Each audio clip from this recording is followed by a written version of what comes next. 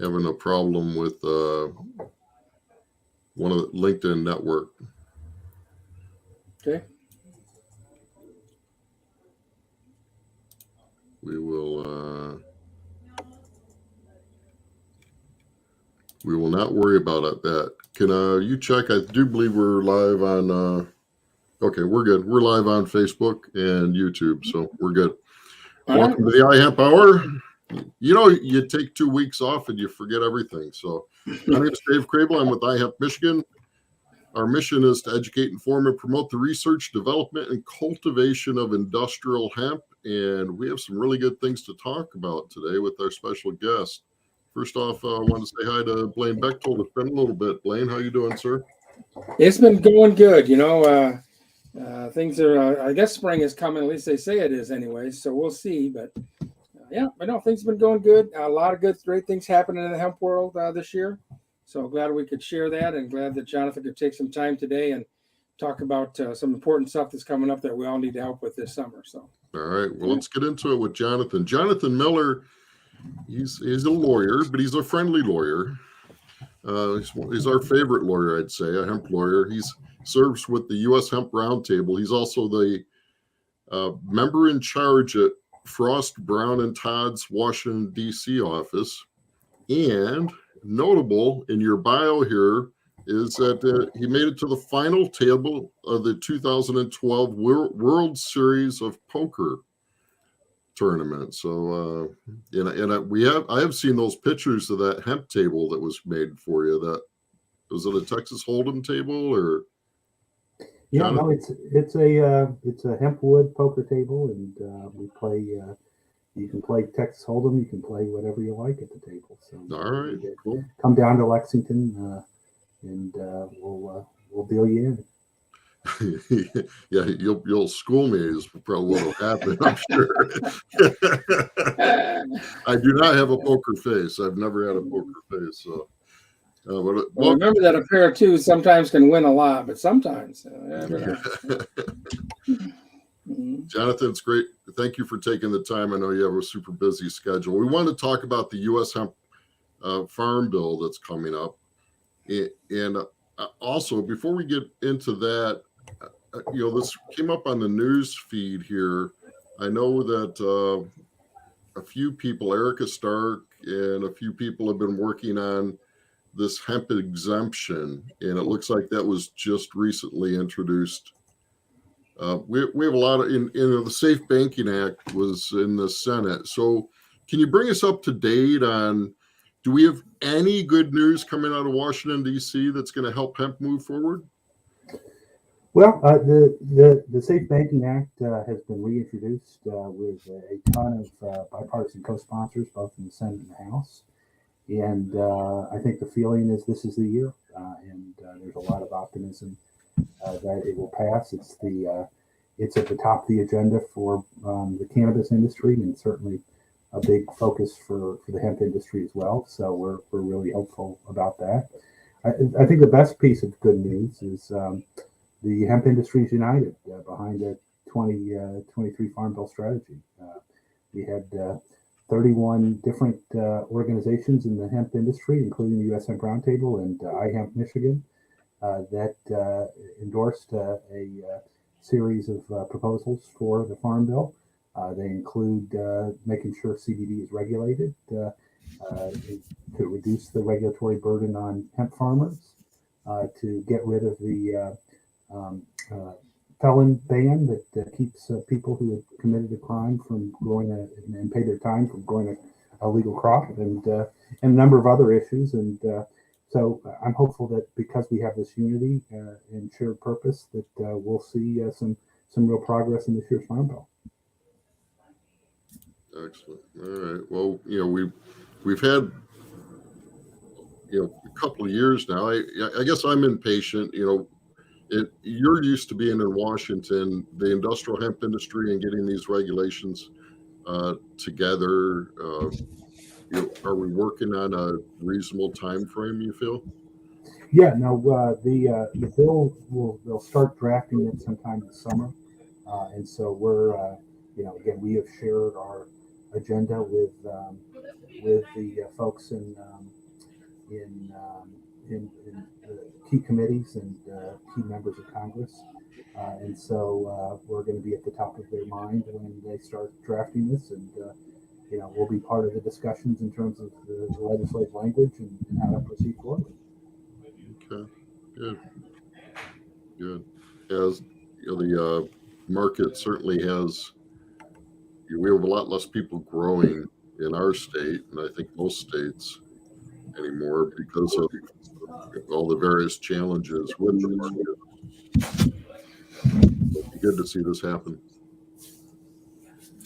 Jonathan, what can we do? I know that US Hemp Roundtable is a member organization as well, so we want to make sure people are aware of that and they can go there and they want to look at joining and supporting that cause too. But what can we do as hemp farmers, hemp growers, hemp supporters, hemp enthusiasts throughout this summer to help make sure that we can get the word out and make sure that we get our side here and into the bill? What can we do for that? A couple things. So you've got the website up on the screen, hempsupporter.com. We've got several campaigns that we would love to have you all contact your members of Congress to urge them to support regulated CBD now, repealing the felon ban, passing Safe Banking Act. We made it really easy for you. You just go to our website, you check on the federal campaigns, and we populate an email for you. Even if you don't know who your congressman is, if you put in your zip code, it'll pop up a letter to him or her. And we ask you to personalize it. We don't want these members of Congress getting the same exact letter from everyone. We ask you to share your story, but you've made it really easy for you to do that. Another thing that we've just set up, that we've got a new Hemp Supporter Plus program, and that for just a $10 a month fee, you get insider access, and you also will help us battle not only up in Washington, but also in states. There's a war on hemp going on in a number of states where there's efforts trying to crack down on the industry, and we're very hopeful that united we can get this together. Now you've got the website up. If you see that red orange button at the top says "Get Involved," that will let you know how to join Hemp Supporter, sign up for our email list, and to join Hemp Supporter Plus. And then you said that's just $10 a month. Well, that's pretty affordable for most people. That will get a voice up there, Yeah. That's for sure. We want to, our joining as a member of the Roundtable is quite expensive. We have to pay for a lot of lobbying efforts. So we decided we wanted to create a program that the average farmer and small business owner could join, and again, $10 a month, or you get a discount if you do it a whole year, $100. You get real great access to all of the different initiatives that we're leading. What challenges do you see coming as we move forward through this year and get all this in? What challenges do you see that we need to address, or are we having kickback or resistance on anything that we're trying to promote? Not really. The challenge is that there's just so much turnover in Congress, both with members of Congress, but also the staff. And so it really is so important that we continually educate them, because we will get a member of Congress to support a bill, and then if it comes back up, they've got new staff members, they need to be completely re-educated on what the bill does. So that's why getting engaged as a Hemp Supporter Plus member and getting engaged, sending emails to your members of Congress is so critical to helping us continue this education process. Well, and this will be the time too, now that the summer's coming up, and of course, I guess they got a little other bigger problem they got to deal with here in the next month, but get the budget passed, I guess, and do that. But they'll be home for the summer, so it'll be a great time for people to be able to maybe meet them at some of their town hall meetings or fairs or different things that they're going to have going on that they'll be at. So, yeah, that's great. That's a great point. You know, a lot of people are very cynical about politics. But even if you're cynical about politics, you need to understand that members of Congress do care what their constituents say, if only to get reelected. If you email them, it matters. If you go see them, it's even better. I encourage you that when they get back to their districts this summer, to go to their office hours, to make efforts to talk to them or their staff, because it really does make a difference. They really do listen. So the hemp exclusion they're trying to do on that, and some of the feed bills that are coming up. Do you have some comments on those, and you think what we may be able to move forward on and help with that? Yeah, no, they're one of our priorities that our 31 organizations that have joined is to ensure that hemp can be used as feed for animals and hemp grain and seed and this is an effort that has broad industry support. It would be a really great way to open up the industry and to help farmers have new markets for their products. And we're hopeful to see legislation introduced soon that will propel that forward, and then to see it be part of the Farm Bill is our end objective. I know I want to try to work with the people down in Texas because I know they're the most recent ones that's got something passed to be able to use that, and I'm hoping we can maybe get that same verbiage or something close to that here in Michigan so we can start using it. I make the hemp seed oil, and so we have that cake that's left over, and it is such a great product for people to use for feed and for protein, and we'd sure like to be able to get that into the marketplace. That's for sure. Maybe we should start making some vodka up here, Blaine. Did you see? Yeah, I see. You saw that article? Yeah, Michael Williams. Yeah, I was going to pull up the iHemp hour from him. That was good stuff. Yeah, I saw that article on him too. Yeah, for those of you that don't know what we're talking about, down in Texas, they have a distillery down there. Houston. Houston. Okay. Mm-hmm. And they're making hemp vodka out of hemp seed. And if you haven't had the opportunity to try that, if you ever do, it is very, very good vodka, very smooth. Unfortunately, it's not available in all states yet, but they're working on that. They're talking about quite a big expansion this fall. So right now, I think you can get it in Texas, North Carolina, and Georgia is where you can buy it. So, but they're going to open up to a number of different states. Unfortunately, Michigan's not on the list for this fall, but we'll keep trying to push it up here as much as we can. At least we'll drink it if we get it. So. I've got that on my bar downstairs, and it's very good vodka. Yeah, you can get it delivered through that. Not to get too off on this tangent, but there is a way to order it into some states, but not all states. Mm-hmm. I had a case delivered to Colorado and picked it up there once. Well, Jonathan, how was the reception out at NOCO this year? Unfortunately, Dave or I couldn't make it out there this year, but how do you feel the industry is doing, and what do you feel from that show? It was an exciting event, and I think that there was the hemp industry's been struggling the last few years. It's been a tough time, but a lot of opportunity out there, a lot of great optimism. And again, I come back to the document that we put together. We had a meeting with 75 different stakeholders to help us take this plan into something that 31 organizations signed on. And it's just this rare opportunity where the hemp industry is united behind a plan of action. And it was so good to see folks from different segments of the industry join together to help push a united front. Well, it's so great that we can get that many organizations to agree on anything. I know there was a little confusion, a little concern to start with on it, but I'm glad that we were able to have that come together. And I think when you can go as a united front like that, I think it certainly helps, for sure, when you can do that. Yeah, it's the first time we've ever done something like this, and hopefully this will continue to grant us momentum past the Farm Bill into further policy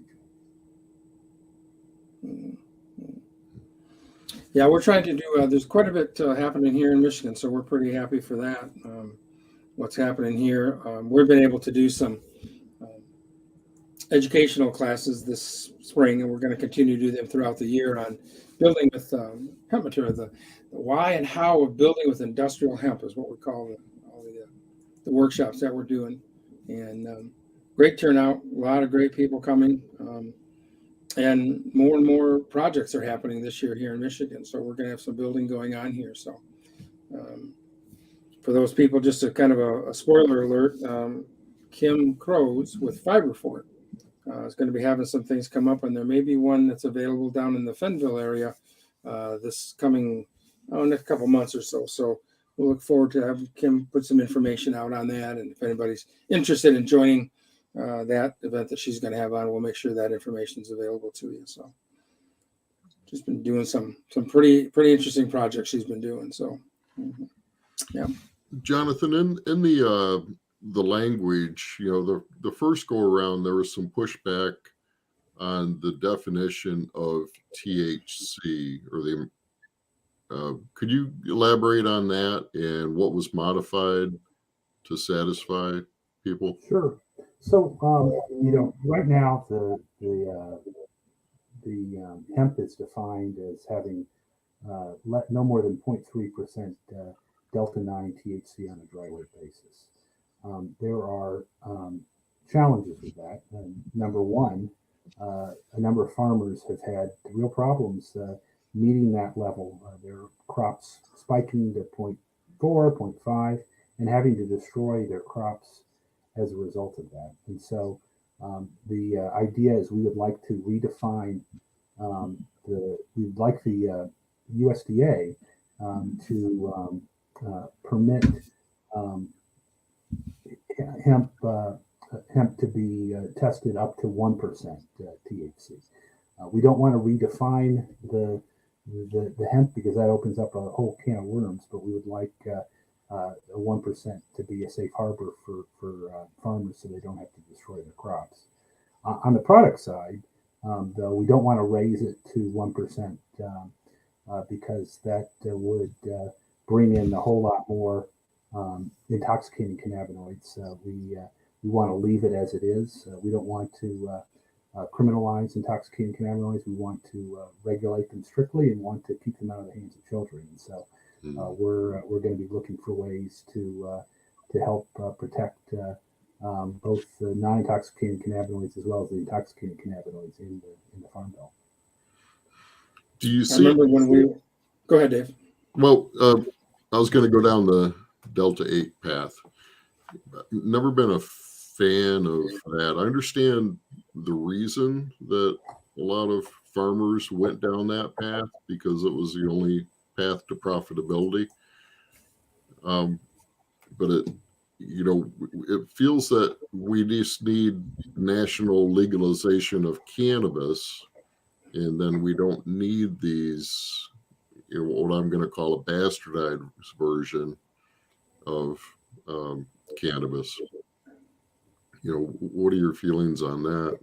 Yeah, we want to we want to create any new criminal penalties. So there originally was an effort to try to ban Delta 8, and they in some states have tried to ban Delta 8 and create new criminal penalties for that. We don't agree with that.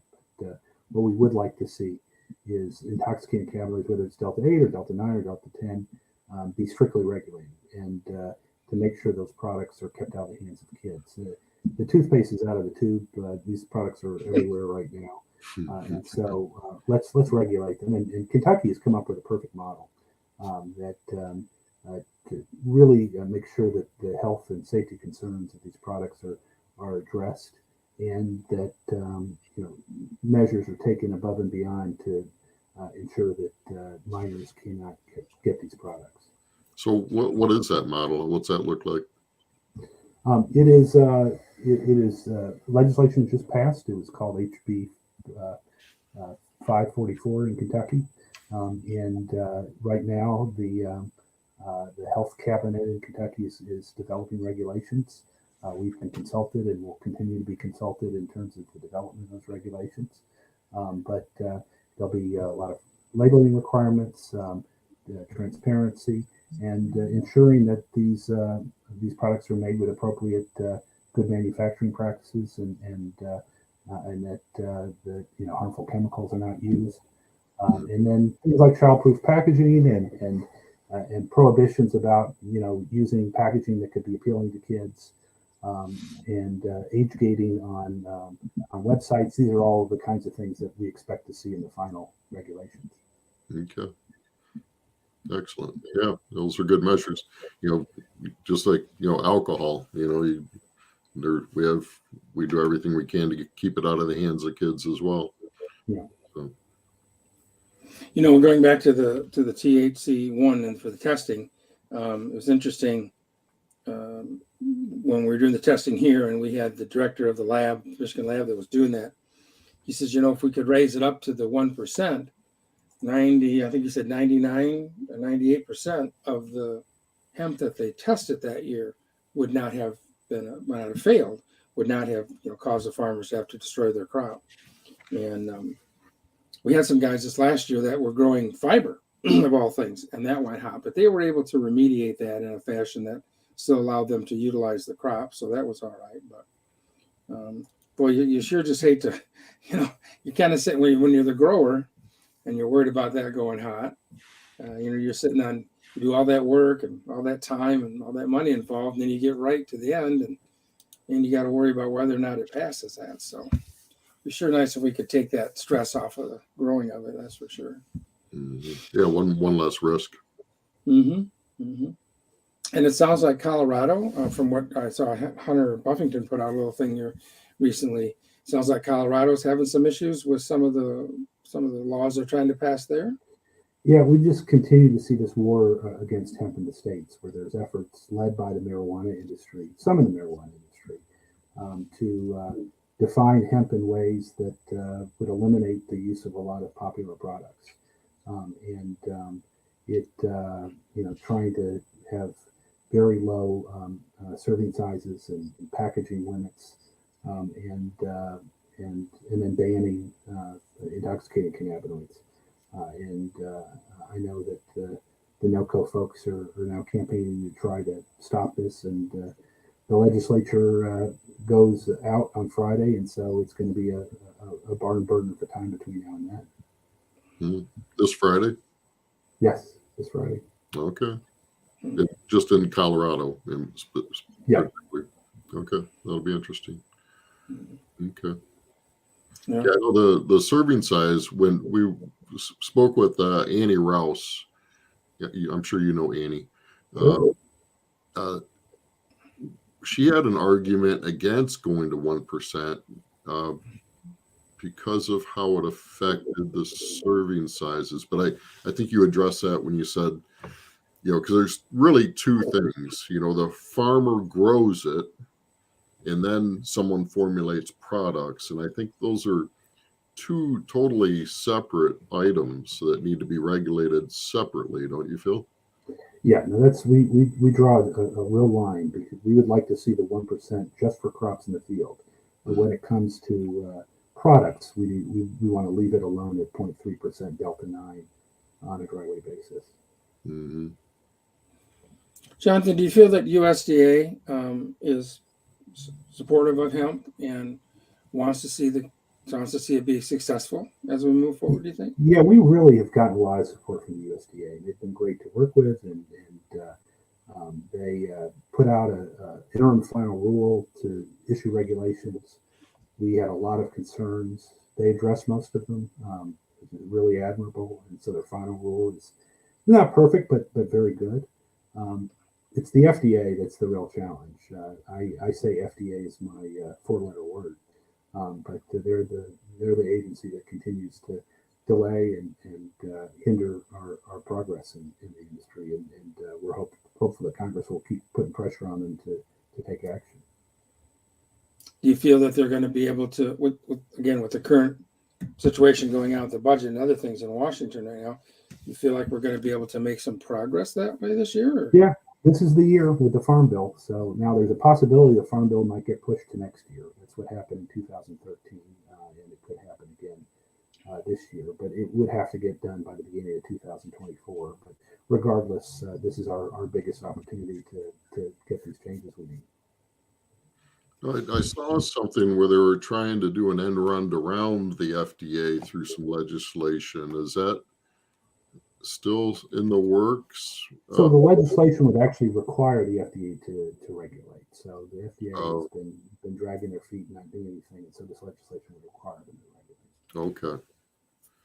Yeah, because the way I read it is like they're throwing it back to Congress, but yeah. So are we going to see a change in leadership at the FDA? Is that the issue? Who the people in charge there? No, it's just it's about Congress requiring them to take action. The leadership is in place now, and we're going to work the best as we can with them. Okay.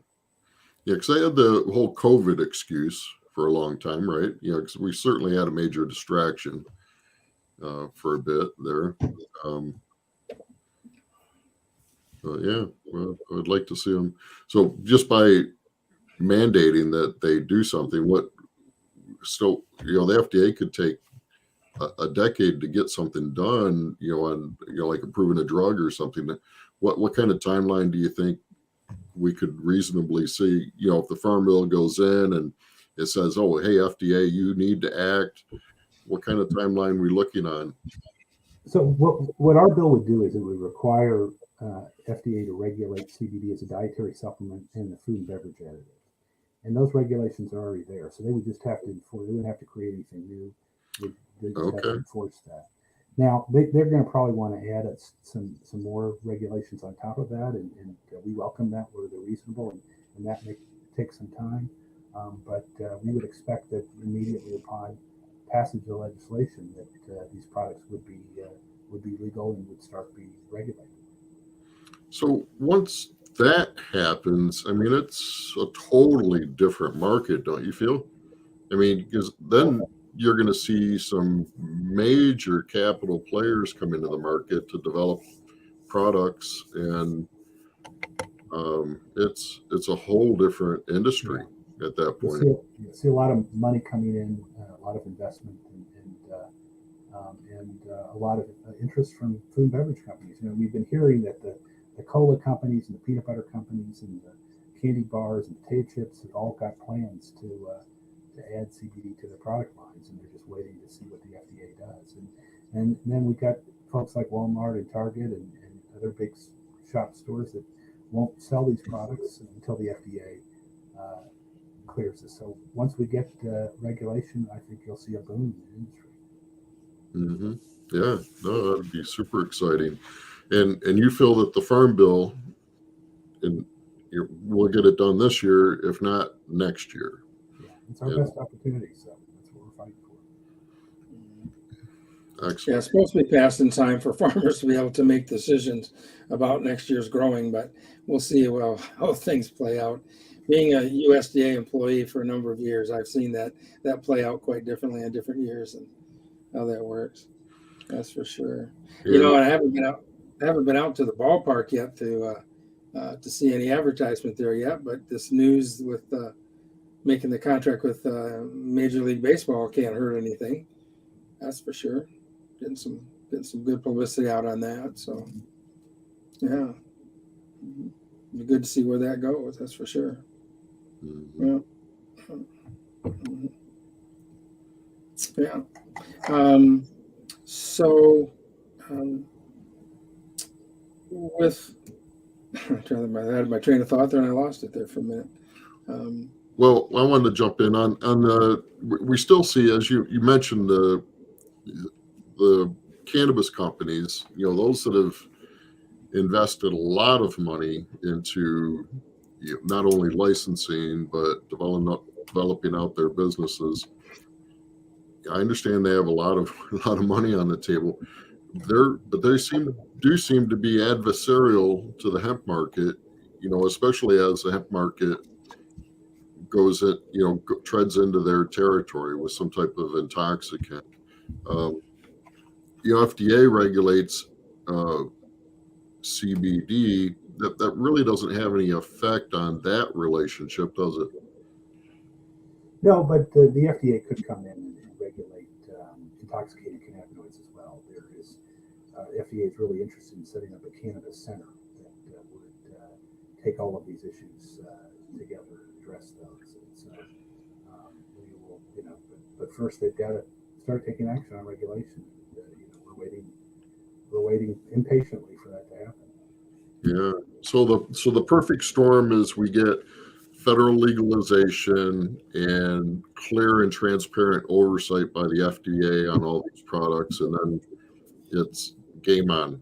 We've got an industry that can really take off. That's the plan. Game on. Let's go get them. Yeah. Jonathan, do you have any, for people that, aren't real comfortable with talking to a lot of people without having some background information, at least to sound somewhat intelligent, do you have any talking points that are on the website that people can go to?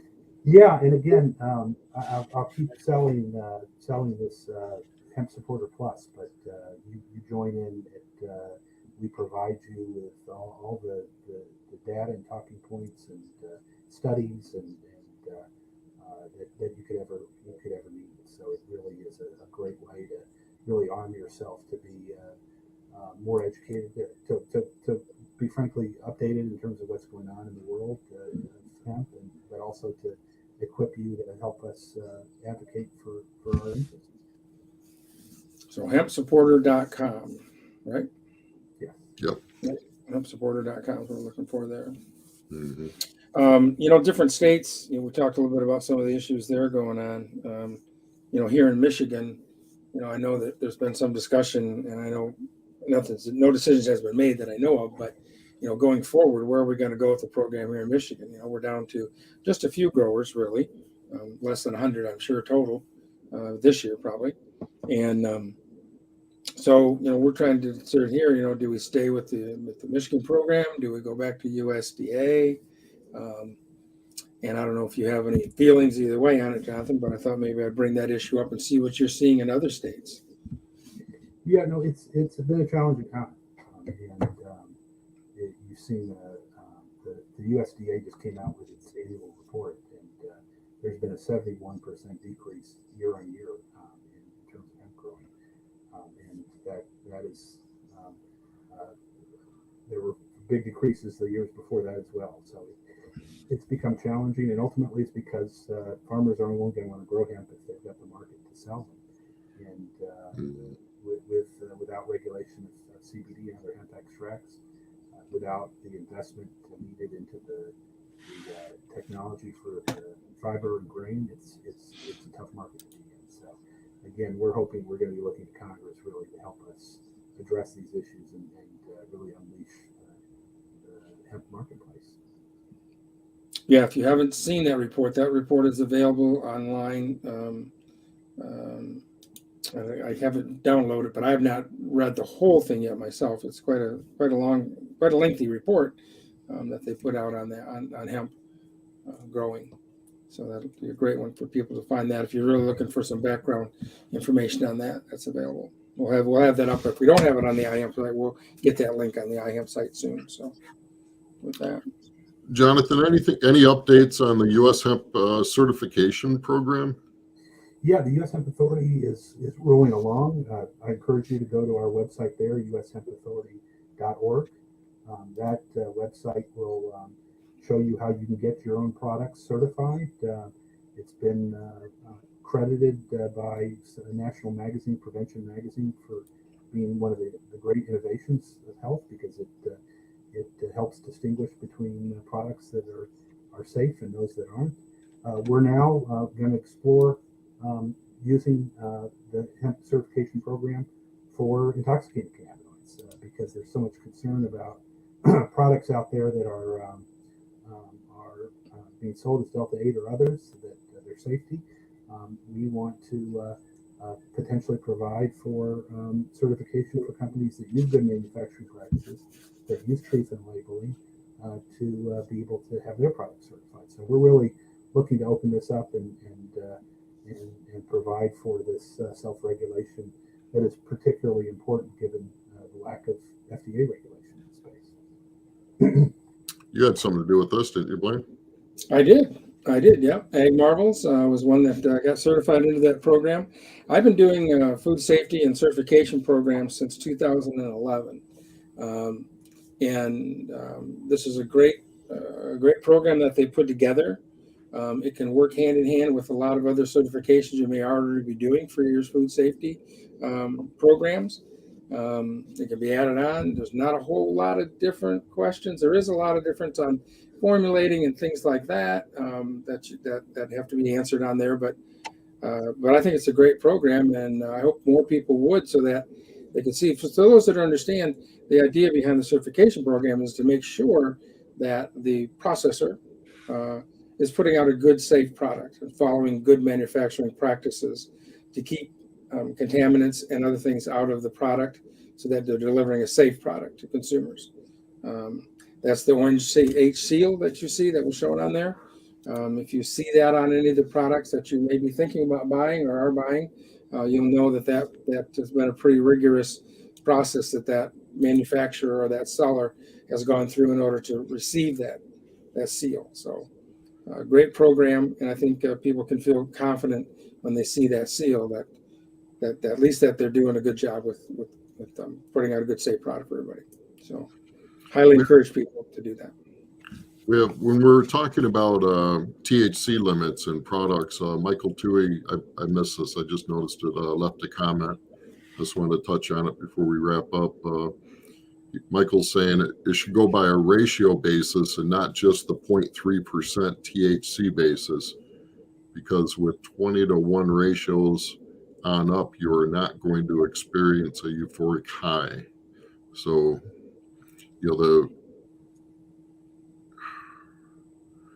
does that ring a bell to anyone? I mean, a percentage of volume versus a ratio. Yeah, this is what some states are doing in the Colorado bill. It's going back and forth between whether it's going to be a 15-to-1 or 20-to-1 CBD to THC ratio. A lot of debate about whether this is accurate or not. Some people completely agree with Michael and say that ratios are the best way to address this. Others don't like ratios. So we've stayed neutral in that argument. But again, you've seen some states that have gone in trying to use that as a way to distinguish between intoxicated and non-intoxicating. Okay. Makes sense. Thank you, Michael. All right. Cool. Well, we really appreciate your time, Jonathan. Any other input or comments? We want people to go to hempsupporter.com, join as, what do you call your membership? Hemp Supporter Plus. Hemp Supporter Plus, $10 a month. Everybody can afford that.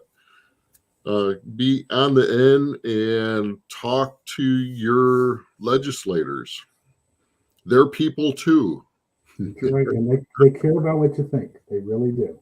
Yeah. So, and the old saying, the squeaky wheel gets the grease. Just be nice. Be nice. I know I get grumpy sometimes and frustrated, but I try and be nice. Because we need to move this forward. It's going to happen. What side of it you're going to be on? So it's an exciting time. Have we ever seen a commodity crop like this come out of nowhere and build an industry? Yeah, not in my lifetime. Yeah. So, it's exciting to see it develop. There's been a lot of fits and starts, but Jonathan, one of the things we need about $5 million to build a processing plant here in Michigan. I don't have the kahunas to go borrow the money, and I hesitate to even ask anybody to invest yet. But it seems like there's processing plants, fiber processing in particular, what I'm talking about, popping up all around the country. Do you have any input on that and how people are getting that done? Yeah, no, it's again challenging. I think if we get safe banking passed, we're going to see a lot more Yeah. investment into the industry. I think a lot of money that would get engaged is sitting on the sidelines. So that's why that's such an important priority for us. Yeah. Yeah. I'm sure I know regular viewers of our show know my story about the Frisbee. How the bank wants to know how much THC is in my plastic Frisbee. So it's like we need to get beyond those ridiculous questions. So we'll get there. We appreciate all your efforts and energy putting towards us. Keep us in the loop and let us know how we can help out. We appreciate your time. Thanks for letting me join you. Yeah. Any last inputs, and then we'll do a little bit of news. And Blaine took the time. Yummy recipe today. Yeah. Yummy. Show Jonathan before because I know how Jonathan's time schedule is. He's going to be bouncing off here, and that is roasted butternut squash with hemp hearts. And as I showed you all before, here's my Yeah. 2 years ago. It's on my desk. Excellent. What I'm kind of looking for here is I know I got that article about the 20 different processing plants, and I was gonna try to find that, but I can't find it right now. But anyways, I guess there's about 20 processing plants in the United States right now doing some processing of, there it is, fiber. Here it is. So yeah, so they say one in Indiana, and I'm wondering if that's still going through down there. I haven't heard much about that. That was yeah, let me put that up there. This is from the U.S. Industrial Hemp Fiber Report. So those are the places. We'd sure like to see at least one in that pink state of Michigan. That's for sure. As we move forward. So, well, Jonathan, again, Dave and I thank you and all the efforts you guys are doing to promote and to keep this thing going forward. And we're going to keep banging the drum here with you as well, and get this word out, get out to our representatives and talk to them while they're home, back in their home states through the summer, and talking points you can get from Hemp Supporter, and let's keep walking this thing forward. We really appreciate that very much. Great. Very much. Thank you for having me. All right. You're welcome to stay on and listen to all of our great banter. Now, normally we have Mike Brennan does the 420 side of the thing, but Mike is out with his grandkids. He may be back, but he went out there just got back. Yeah, and he's doing his 420 post at the same time we have this going on. So we'll get Mike's comments in here next week. So there's been quite a bit happening there. So you all take care. All right. Thanks, John. So a little bit of news that we got going on. If anybody so is inclined to do this, a little article in the Hemp Today, which is if you don't have that digital bit of news coming in, you might want to look at that. That's our good friend Kurt out of Poland, where he's out of, puts out a great feed on everything going on with hemp and hemp related world. Help rebuild Ukraine with hemp is what a little article they had there. And Sergey, aka Dr. Hemp House, they call him, is one of the world's renowned specialists in building with hemp.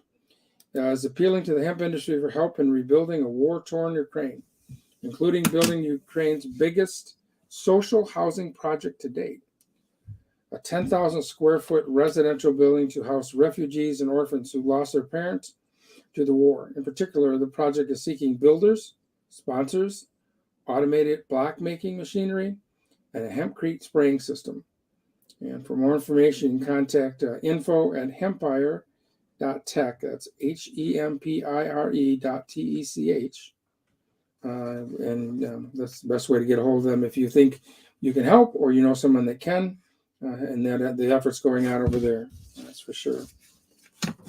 Back about mid-April, MDART posted a list of approved use pesticides approved for use on hemp.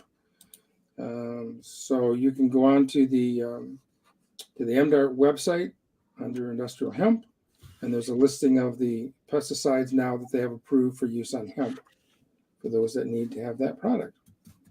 What else we got? So here's an exciting project that's coming up this summer that I want to share. Amanda and Phil Montgomery from Illinois is heading up kind of a team that's working on having a, what do I want to call it here, a display of hemp fiber and grain to be grown at the Farm Progress Show in Decatur, Illinois, August 29th, 30th, and 31st is when that is. This is going mainstream. Yeah. Yeah. So iHemp Michigan is partnering with them. We're looking to be involved and help them out as much as we can. Makes me think back, Blaine. Remember we were doing events up in Clare, was it? Really nice building.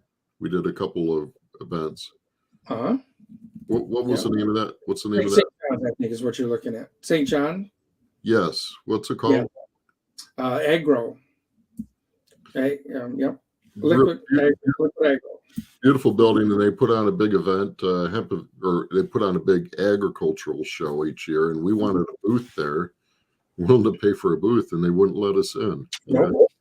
They didn't consider hemp a viable crop at that point in time. So, yeah. Liquid Agro is who that is. Yep, that's who that is. Yep. So things are changing quite a bit. And so if anybody would like to be a speaker at this event, please get in touch with us, let us know. They need to raise about $10,000 altogether to cover everything, even though they're getting a lot of this stuff given to them. There's still costs that they have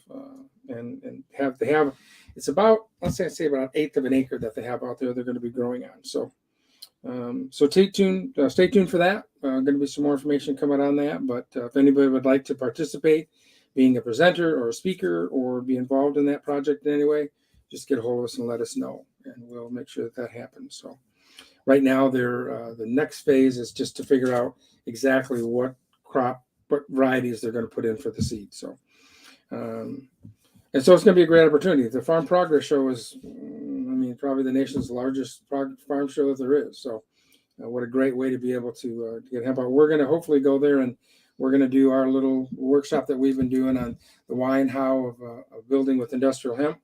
And we're probably putting that on to get everybody involved and let them know what materials are there and what they can do. And again, the key to this whole thing really is sustainability. And that's what we're really looking for long term. So really appreciate that. Mm-hmm.